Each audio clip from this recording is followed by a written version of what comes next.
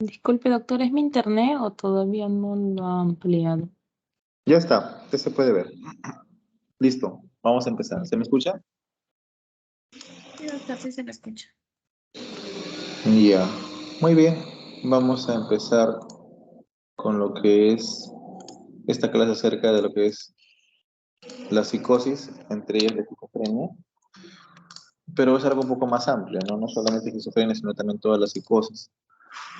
Un ratito. Vamos a ver. Un momentito, déjenme arreglar esto antes de empezar.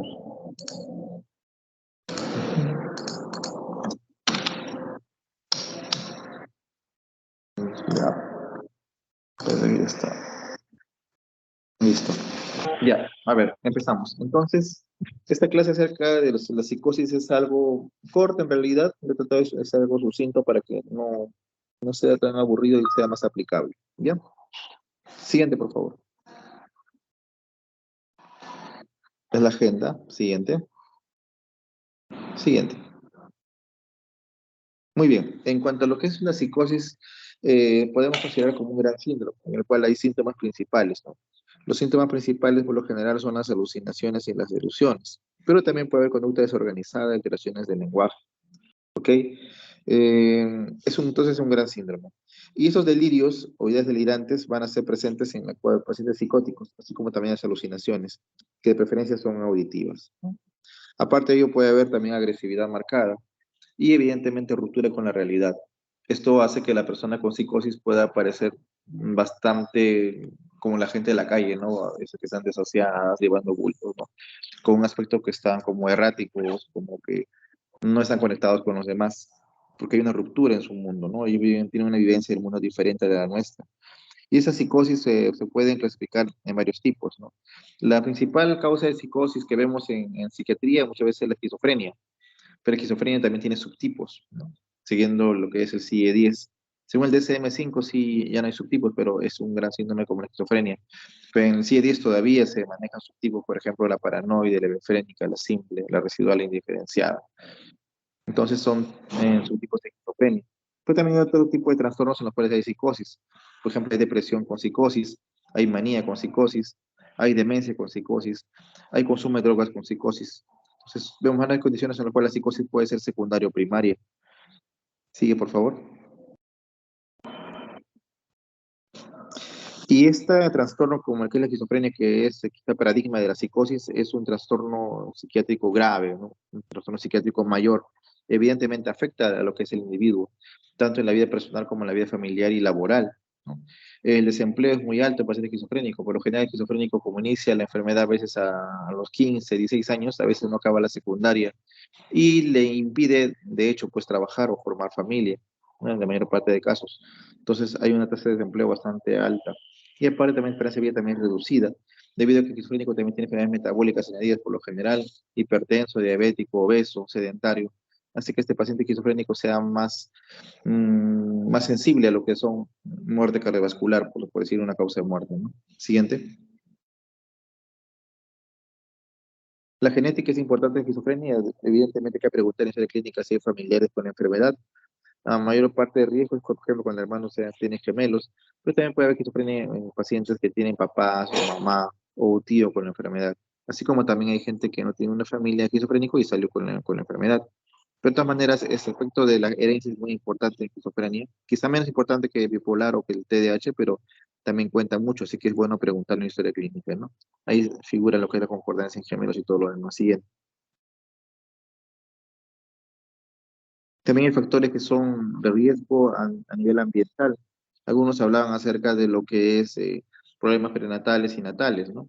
A nivel de lo que es el neurodesarrollo, la presencia de infecciones intrauterinas o la presencia de problemas en el parto, es lo que también se ha asociado a lo que es el riesgo de la enfermedad.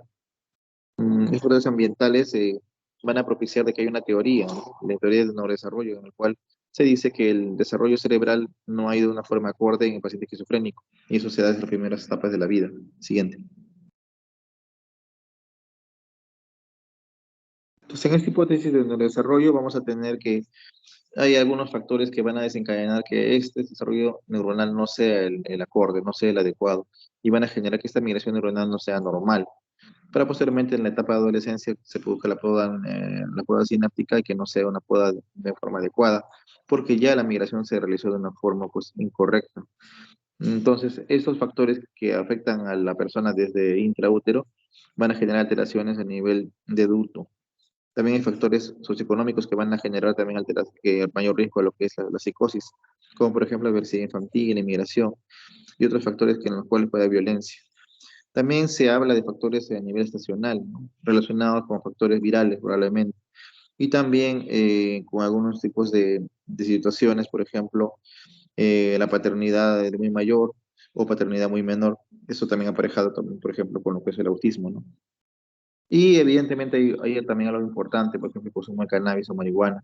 Es que esos son factores que se ha visto más como un elemento disparador de un cuadro psicótico que puede estar dormido, ¿no? Adolescente que tiene riesgo genético de esquizofrenia, que consume marihuana, algunas veces va hacia la enfermedad, ¿no? Debuta con síntomas psicóticos y los síntomas psicóticos nunca se van a retirar. Así que es importante esto, ¿no? La asociación entre consumo de marihuana, también algunos han tenido algún traumatismo cerebrocraniano también, otros pacientes con epilepsia que también desarrollan cuadros psicóticos. Eso es lo que podría desencadenar un cuadro de psicosis y en algún caso esquizofrenia, ¿no? Siguiente.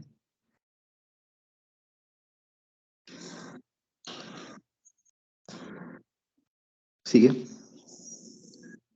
Bueno, cuando hablamos de esquizofrenia tenemos que hablar de dopamina, ¿no? La dopamina es un neurotransmisor que es muy importante en varias funciones superiores y tiene cuatro vías, ¿no? Las vías de dopamina se pueden clasificar en cuatro, como mesolímbica, mesocortical, tuberinfundibular y la nigroestriatal, cada una relacionada con algún síntoma de la enfermedad o con efectos adversos de lo que son los medicamentos. Entonces, las vías dopaminérgicas son importantes en lo que es los síntomas de la enfermedad, ¿no? Los síntomas positivos y los síntomas negativos. Siguiente. Los síntomas positivos, llámese lo que son alucinaciones y delusiones, se relacionan con lo que es la vía mesolímbica. Una hiperactividad dopaminérgica en la vía mesolímbica genera síntomas positivos. Y eso sería el lugar donde actúan los antipsicóticos, preferencialmente típicos, que bloquean esta vía y con eso reducen la cantidad de síntomas positivos y reducen la dopamina a nivel de esas vías. Bien. La vía mesocortical, que es la segunda vía de importancia, se relaciona con síntomas negativos y cognitivos. A este nivel, lo que sucedería es que faltaría dopamina, o sea, hay un estado de hipodopaminergia, que generaría los síntomas de apatía, bulia, anedonia, alogia en un paciente esquizofrénico. Entonces, los antipsicóticos atípicos teóricamente mejorarían los síntomas negativos. Eso sería una situación que podemos ver. Y esta hipofunción es la que menos se puede tratar a veces, ¿no? Los síntomas positivos se pueden tratar más fácilmente, los negativos no tanto. Por lo tanto, tienden a ser crónicos. Sigue, por favor. Entonces acá hablan de la hipótesis dopaminérgica y lo que son la relación a los síntomas que se pueden ver, ¿no? Ya sea la falta de dopamina o el exceso de dopamina, ¿no? Con síntomas cognitivos negativos y afectivos. Entonces hablamos de la hipoactividad a nivel mesocortical para síntomas positivos, perdón, negativos y lo que son cognitivos, y la hiperactividad dopaminérgica a nivel de la vía mesolímbica para las alucinaciones y las delusiones. Siguiente. Y esta vía, la tercera vía, la nigroestriatal, está relacionada con los CEPS, los síntomas extrapiramidales, ¿no? Entonces, en esta vía sucede que pueden estar relacionadas con la aparición de la caticia, distonía aguda, la tardía y el parkinsonismo, entre otras, ¿no? Entonces, un fármaco que fuera fuertemente antagonista de dos va a producir por esta vía síntomas extrapiramidales. Siguiente. Finalmente queda la vía tuberinfundibular, relacionada con la parte hormonal, con lo que es la prolactina. Entonces, algunos medicamentos que van a bloquear este nivel van a hacer que la prolactina se eleve mucho. Este incremento de prolactina puede generar síntomas hormonales, por ejemplo, la menorrea, galactorrea, y en varones puede causar lo que es la ginecomastia o disminución de libido. Entonces, es un síntoma tan importante que se puede ver cuando uno usa un bloqueante dopaminérgico. Siguiente. Aparte de dopamina, también es alterar el glutamato en lo que es esquizofrenia. Hay modelos de psicosis con glutamato, por ejemplo, ¿no? Que usan la fenciclidina, polvo de ángel. Y también hay modelos de psicosis, por ejemplo, con ketamina, que también es un fármaco que actúa sobre ese glutamato. Entonces, se produciría una alteración a nivel de receptores de glutamato, preferentemente del NMDA. Siguiente.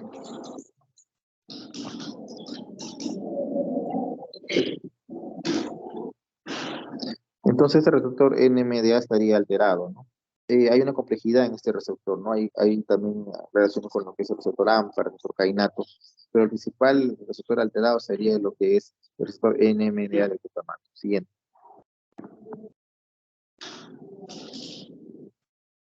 Entonces tenemos los receptores AMPA, los receptores NMDA, y cómo se puede producir esa señal, ¿no? Cómo se relacionan entre ellos, y cómo hay sustancias que pueden hacer activar este receptor y pueden hacer que funcione o no funcione esta vía glutamatérgica, que son bastante frecuentes en lo que es el cerebro.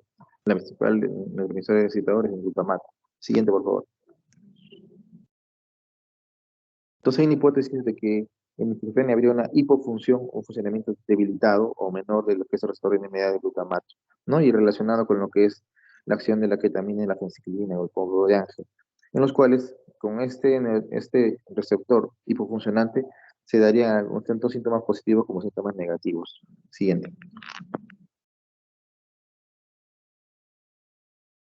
En este diapositiva se ve más o menos lo que es la difusión glutamatérgica, ¿no? Y cómo sucede en el transcurrir del tiempo, ¿no? Es un diagrama que se ha sacado del STAL, ¿no? Donde explica más o menos de una forma sencilla qué sucede paso por paso. Siguiente.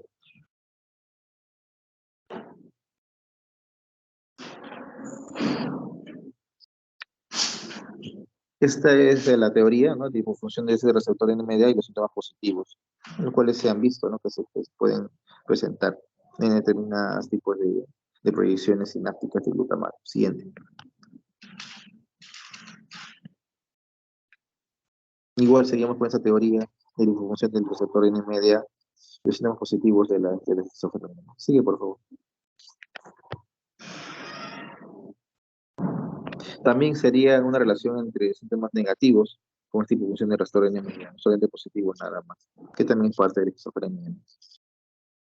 Bien. Este neurotransmisor también estaría relacionado con lo que es la psicosis esquizofrénica en particular, vinculado tanto con el uso de drogas alucinógenas que actúan específicamente sobre receptores serotoninérgicos, así como también en antipsicóticos atípicos que no solamente funcionan sobre receptores dopaminérgicos, sino también sobre serotonina, sobre ambos, son un efecto dual. Entonces la serotonina también estaría en relación a lo que es la psicosis.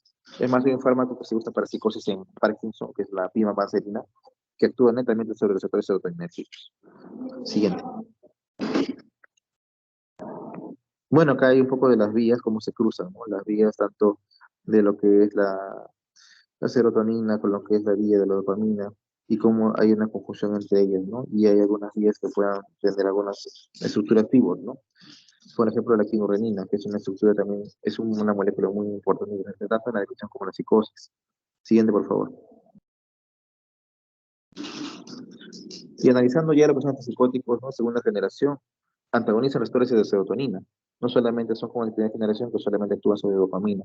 Entonces, por ejemplo, risperidona, clozapina, quetiapina, actúan a nivel tanto de serotonina como a nivel de dopamina. Muchas veces bloquean más fuertemente la serotonina que la dopamina, ¿no? Y ahí vamos a ver que también hay psicóticos que unos llaman de tercera generación o tercera línea, que no son bloqueantes de dopamina ni de serotonina, sino son agonistas parciales. Teóricamente, donde hay dopamina en exceso se le quita y donde no hay se le aumenta, ¿no? Sería el mecanismo de acción más adecuado, pero no se correlaciona totalmente con una eficacia alta. Unos pacientes responden muy bien a ese tipo de medicamentos, por aripiprazol, y otros no. Siguiente. Igual acá un esquema acerca de lo que sucede cuando pasa un paciente con esquizofrenia, ¿no? Si es que lo que importa más es la naturaleza, o sea, los genes, o la crianza, o la parte ambiental. Evidentemente son ambos factores lo que importa para que el paciente desarrolle la enfermedad. Siguiente. Bueno, seguimos con la parte genética. Evidentemente no hay un solo gen. O sea, habría una herencia poligénica que hace difícil determinar cuáles son los genes que están relacionados con la enfermedad. Y muchas veces los genes no son los mismos. Pero por lo general hay genes que sí tienen cierta regularidad, son los que están señalados acá en gráfico. Siguiente, por favor. Hay factores genéticos y epigenéticos, ¿no? Entonces también hay factores que pueden involucrarse en este nivel, ¿no? En el nivel de las histonas, por ejemplo, ¿no? Y eso generaría que la enfermedad se pronuncie o que se haga de repente más tardío, más precoz. Siguiente. Igual acá hablan acerca de la susceptibilidad genética para la esquizofrenia, ¿no? Que es una situación importante en los pacientes, ¿no? Siguiente. Hay algunas estructuras o blancos, ¿no?, genéticos que están relacionados con la disciplina, la neuroregulina, entre otras, que son sustancias en las cuales están vinculadas a la predicción de psicosis, ¿no? Otros plantean acerca de una teoría de desconectividad, es decir, no se hizo bien el cableado, por decirlo de una forma, en el cerebro, y eso hace que el paciente pues falle, falle en todo sentido, ¿no? Siguiente.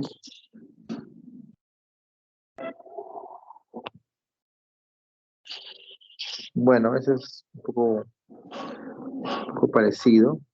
Nos hablan acerca de la poda neuronal que se produce en la adolescencia y que justamente en esa etapa de la adolescencia es donde más se presenta el debut de la esquizofrenia, ¿no? Entonces tendría que haber esto con una poda neuronal en estructuras que quizá no debían podarse. Es decir, esta sinapsis estuvo mal conformada de chiquito, llegó la poda neuronal, cortó las sinapsis que sean aberrantes, pero eran importantes para el desarrollo de la persona. Entonces ahí queda también lo que es la importancia acerca de esta poda neuronal. Aquí el esquema de desarrollo, lo van a poder leer cada uno en su casa. Siguiente. La clínica. Siguiente. Evidentemente lo que importa más son los síntomas positivos y negativos. Con eso uno puede ya diagnosticar esquizofrenia paranoide si cumple los criterios de temporalidad, ¿no? Los positivos son lo que son las alucinaciones, frecuentemente auditivas, y las delusiones o delirios, que son las ideas que el paciente toma como ciertas, siendo erróneas, siendo falsas, pese a la lógica y la argumentación. También hay síntomas negativos, ¿no? Por ejemplo, alguna apatía, anedonia, el paciente no quiere moverse, la poca expresividad, la poca sociabilidad, la misma alogia también sería un síntoma negativo. Este evidentemente es un deterioro cognitivo. Antes hablaba mucho de que esto parecía una demencia precoz, eso lo dijo Treppen, ¿no? Pero el nombre pues cambió y es una esquizofrenia, mente extendida, que es lo que quiere decir la palabra esquizofrenia.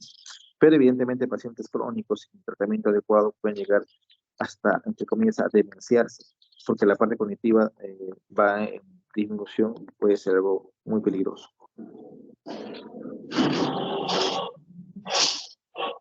Bien, siguiente. Ahora bien, cuando hay un primer episodio puede haber varios desenlaces, ¿no? Puede ser un primer episodio y de ahí nunca más se repita, que hay un primer episodio y se controle con los fármacos y de ahí haya una recaída de acá a algunos años. O puede ser que este primer episodio inicie y nunca el paciente se recupere, que siempre tenga síntomas así de tipo residual, ¿no? Entonces, primer episodio de esquizofrenia o primer episodio psicótico es muy importante, ¿no? Hay que valorar también causas orgánicas que pueden desarrollar síntomas psicóticos, digamos un proceso localizado en el cerebro, tumor o un tipo de lesión, o de repente un caso de quizás de un cuadro infeccioso, ¿no? Una encefalitis o un cuadro similar que puedan generar síntomas psicóticos, ¿no? A veces también hay algunos problemas diferentes, hay quizá la parte social alterada, pero es obvio que esta enfermedad se va a presentar por lo general en la adolescencia, en la tardía o en la adultez temprana. Es lo que sucede por lo general. Es muy raro que un paciente esquizofrénico debute más de los 40 años, por ejemplo, ¿no? Se inicia por lo general en la adolescencia ese diagnóstico. Siguiente. Acá hay un juego también del Stalin donde se describen los principales términos, ¿no? Por ejemplo, la logia, ¿no? El afecto aplanado, aislamiento social, anedonia, bulia, todos esos síntomas negativos de la enfermedad, de la esquizofrenia, ¿no? Y son buenos contemplar. Si bien es cierto, no generan que el paciente llegue a emergencia, pero de todas maneras alteran lo que es la sociabilidad. Siguiente.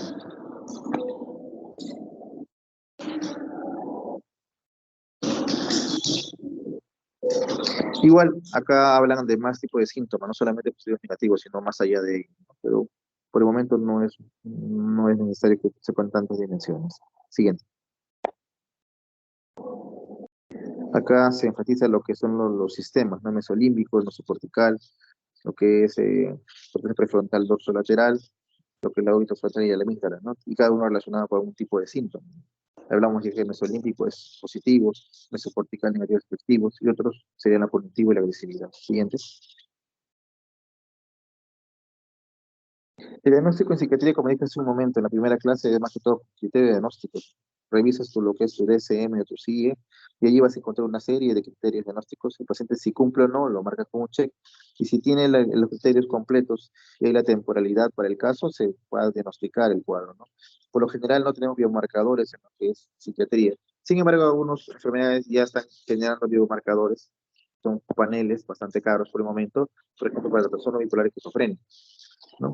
Pero por el momento lo que hacemos para diagnosticar problemas psiquiátricos netamente es hacer una buena historia clínica y un buen ensayo mental. Nos hablan también allí de que habría que contemplar diagnósticos diferenciales, ¿no? De repente una psicosis diferente, o de repente puede ser una fobia social, o de repente quizás una condición de trastorno de pánico, una depresión psicótica, una manía con síntomas psicóticos, una demencia con psicosis. Todo eso tiene que ser como un diferencial de una esquizofrenia, mayormente, ¿no?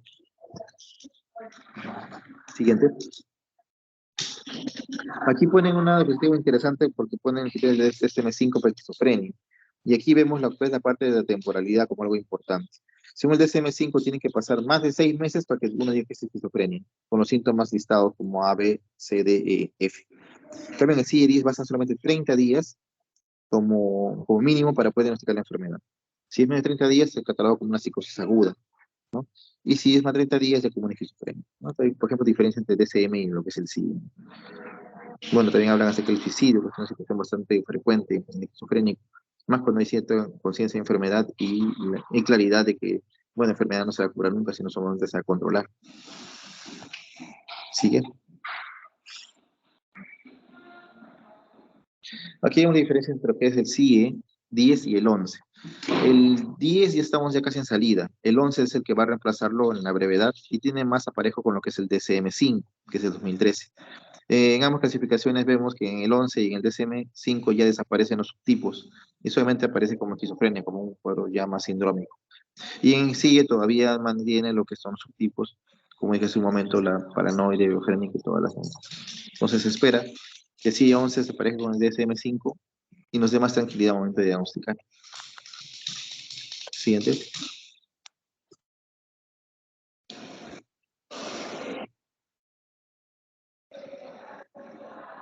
El tratamiento para la psicosis mayormente es un tratamiento farmacológico, ¿no? A diferencia de la ansiedad y la depresión, que también puede uno manejarlo de formas de psicoterapia, en la psicosis sí tiene que haber tratamiento farmacológico, sí o sí, ¿no? Entonces se ha iniciado tratamiento de diferentes formas, desde el momento que se descubrió la clorpromacina, que es el antipsicótico más antiguo de todos, hasta el último antipsicótico que se ha creado. Ellos tienen esa idea, ¿no? Tratar de disminuir al máximo los síntomas positivos, mejorar los síntomas negativos, quizás que haya un empleo bueno y remunerado, que el paciente retome su vida como algo normal. Pero para ello a veces hay que empezar un tratamiento farmacológico eficaz, ¿no? Con los antipsicóticos. Los antipsicóticos son mejores que otros en cuanto a eficacia. Por ejemplo, la clozapina es el antipsicótico más eficaz para toda la esquizofrenia.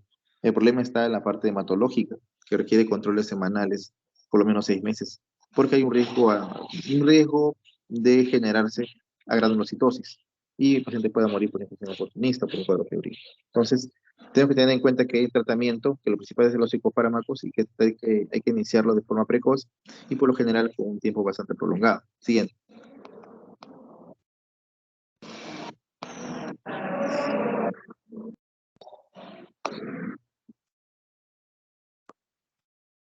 A ver, bueno, algunos de estos pacientes pueden medicarse por lapso de 1 o 2 años, luego de lo cual, si es un primer episodio, podemos tentar el retiro del medicamento.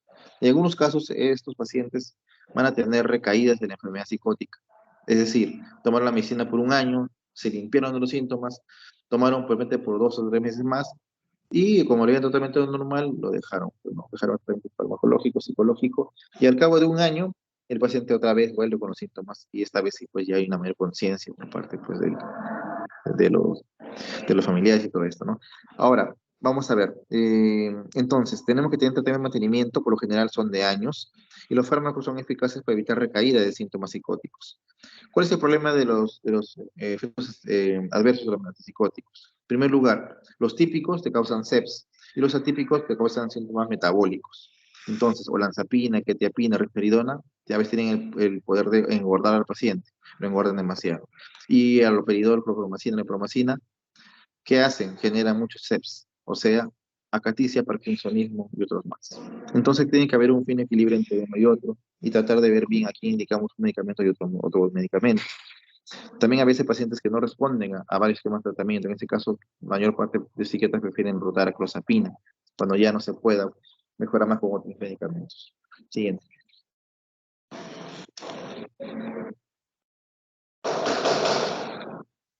Bueno, los antipsicóticos se indican en muchas condiciones aparte de la esquizofrenia, ¿no? Por ejemplo, acá vemos lo que es para la manía, para la depresión, para lo que es el Parkinson, para lo que es vómitos incoercibles, aparentemente descontrol también de impulsos en cuanto a lo que es trastorno de ansiedad. Se confunden a veces con otras patologías, sí, probablemente se van a confundir, pero tiene que estar claro en lo que está haciendo, ¿no? Siguiente, por favor. Acá vemos un cuadro en el cual resumimos lo que son los típicos. Los típicos como aloperidol, clorpromacina, sulfagracina y entre otros, son medicamentos que se han usado desde hace muchos años, desde los años 50 del siglo pasado, ¿no? Que han manifestado una adecuada seguridad en la sobredosis y también una eficacia adecuada para el control de síntomas. El problema de esos típicos, evidentemente, son los CEPs. Si no fuera por los CEPs, se seguiría usando típicos así de una forma pues indiscriminada. Pero por ahora, con lo de los CEPs, se ha virado el uso de típicos hacia los atípicos. Pero el uso de los atípicos está controversial porque tiene un mayor riesgo de lo que es síndrome metabólico. Siguiente. Igual acá tenemos los atípicos con la cabeza de aripiprazol, que es un agonista parcial, la clozapina con más eficacia antipsicótica porque requiere control hematológico, o la azepina, ketiapina, risperidona con un perfil metabólico no tan bueno, que puede llegar a engordar pacientes de hasta 20 kilos en un lapso de 4 o 6 semanas, y la ciprasidona, que tiene también perfil bueno metabólicamente, igual que el aripiprazol, que tiene menos riesgo de engorde, ¿no? Siguiente. Igual hay equivalencia entre que son típicos y atípicos para poder rotar de uno a otro, ¿no? Entonces, eso es lo que tenemos que tener en cuenta si vamos a rotar de medicamentos. Siguiente.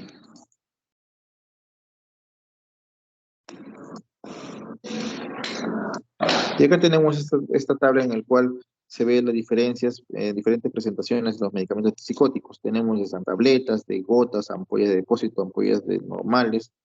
Algunos tienen hasta spray intranasal, comprimidos de absorción, de mucodispersables, perdón, y hasta supositorio, por ejemplo, de clorpromacina. Entonces, hay variadas formas de presentación de estos medicamentos psicóticos y hay que ajustarlo al paciente. Siguiente. Igual acá tenemos las formas de presentación diferentes, ¿no? Las gotas, la tableta mucodispersable, ¿no? La vía oral, y en cosas más en las cuales nos da la idea de que tenemos mucha solución para algún problema que podemos tener. Siguiente.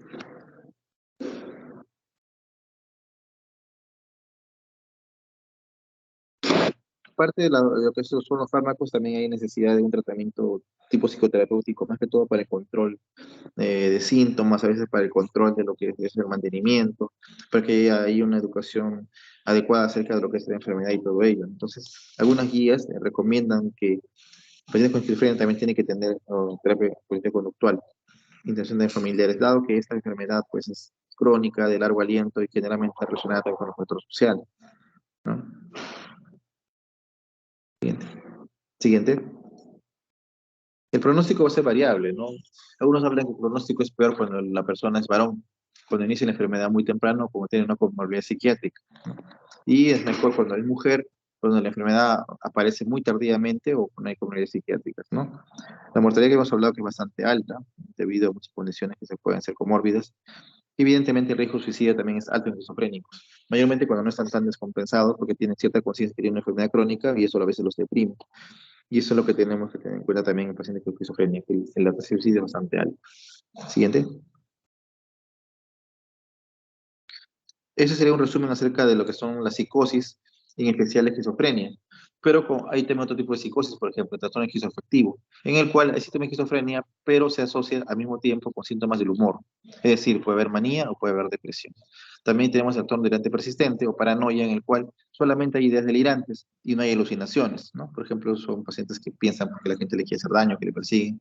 Pueden llegar a ser productivos laboralmente, pero igual por momentos a veces puede desencadenar un cuadro bastante agudo de síntomas psicóticos y que puede generar internamiento.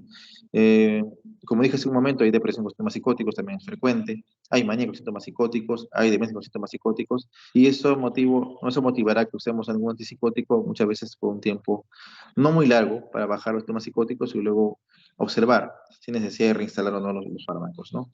Eso sería en cuanto a lo que son la psicosis, la esquizofrenia. Si hubiera alguna pregunta al respecto.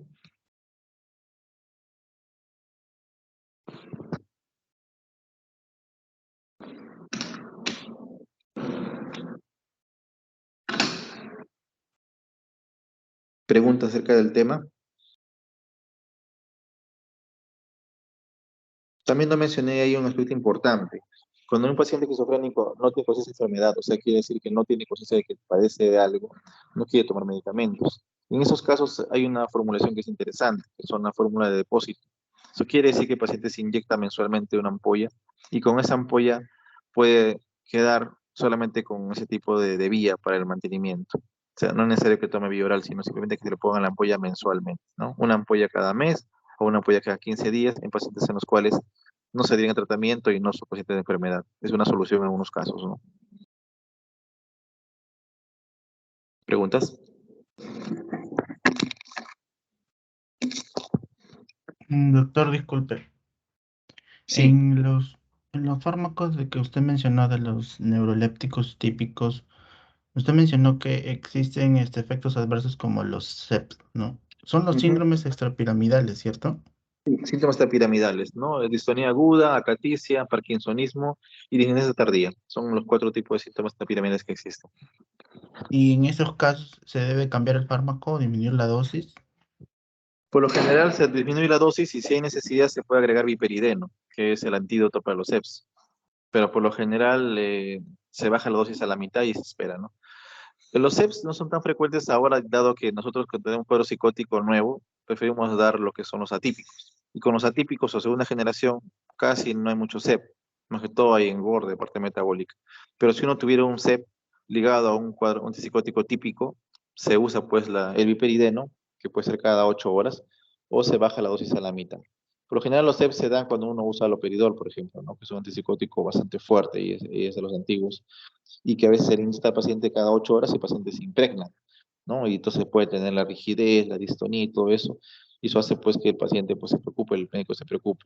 Pero dándole su viperideno, esos síntomas van a disminuir, van a remitir. Y ahí uno pensará ya, pues si cambia el medicamento, reduce la dosis a la mitad, o si rota hacia un atípico, que tiene menos riesgo de causar sepsis. Puede causar, pero con menos probabilidad. ¿Alguna otra pregunta?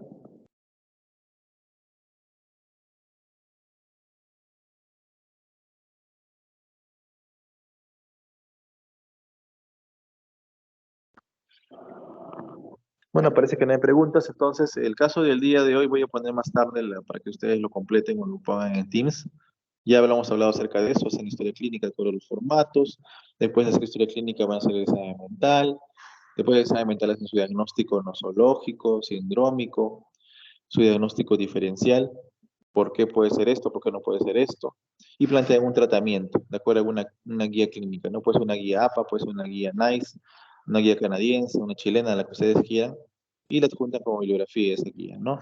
Entonces, ponen en la parte farmacológica, también puede recomendar después un tratamiento psicoterapéutico, qué terapia pueden recomendar, TCC, psicoanalítica, psicodinámica, sistémica, la que sea, y en esos planes de tratamiento vamos a quedar, ¿no? Entonces, historia clínica completa, diagnóstico, tratamiento, también puede poner pronóstico, todo bien referenciado de acuerdo a dónde están sacando toda la información y eso lo van a presentar como el caso clínico de la semana. También le voy a hacer un tema para que vayan a investigar que es sobre neurosis, ¿no? Todo acerca de lo que es neurosis. Creo que pues uno quiere unas 5 fuentes acerca de eso, unas 2 páginas es suficiente, acerca de todo lo que es la neurosis, ¿no? El concepto, la evolución histórica del concepto, a qué se denominaba neurosis antes y a qué se denomina neurosis ahora, diferencia con la psicosis. Por lo general eso es lo que quiero que pongan, ¿no? No más de 2 páginas, no quiero copiar y pegar, quiero un análisis, quiero algo que sea con sus propias palabras y que sea de por lo menos 5 fuentes. Esa también es la segunda tarea de la semana, ¿no? La primera tarea es el caso y la segunda tarea es la otra. Lo demás será que hagan sus seminarios, ya saben cómo hacerlo. Hoy día algunos lo han hecho bastante bien. En otros faltó resumir un poco. Recuerden que la presentación, 10 minutos, máximo 15, no más. Solamente cosas así importantes, cruciales para que uno memorice y no se olvide nunca. ¿Ya? Y ya, me parece que la otra semana ya llegamos a lo que es el examen, me parece que ya llegamos a eso. Yo corrijo sus historias esta semana, fin de semana, y les voy a decir lo que está mal y lo que se puede mejorar, para que ya en la parte final del examen ya no cometan errores. Eso es lo que tenemos que ver también. ¿Ok? ¿Alguna pregunta? Sí, doctor. En el Word que me pasó había al final que dice trabajo monográfico. ¿Ese cómo es? No lo mencionó, por eso le pregunto. No, lo que requiero yo es, el seminario tiene dos partes. Uno, el PPT, que es lo que ustedes han leído, van a presentar, y el otro es una monografía en cuanto a lo que es el producto, o sea, lo que van a resolver. Por ejemplo, ISRS. Tienes tu PPT como producto y su segundo producto es el Word, que es como una especie de monografía chiquita acerca de lo que están hablando, ¿no? Igual también, no quiero mucho rollo, máximo 5 páginas, y eso es. Si son 12, es genial. Es un resumen de todo lo que ustedes han leído para hacer su exposición. ¿Me entienden? Básicamente es eso, seminario. Sí, Y el otro, sí, el trabajo del monográfico, chico sería la de neurosis de esta semana, ¿no? Pero también, como le digo, corto, nomás, no más de 2 páginas. Búsquenme algo nomás, se resuman algo bien y se presentan. Punto. Nada más. ¿Ok? ya, doctor, está bien, gracias. Listo. Entonces quedamos ahí, chicos. Nos vemos ya la próxima semana. Y más tarde voy a poner en Teams las tareas para que puedan ustedes ir avanzando si lo desean, si no tienen plazo hasta el próximo, hasta el domingo, plazo máximo, ¿ya? Cuídense mucho. Hasta luego. Gracias, doctor.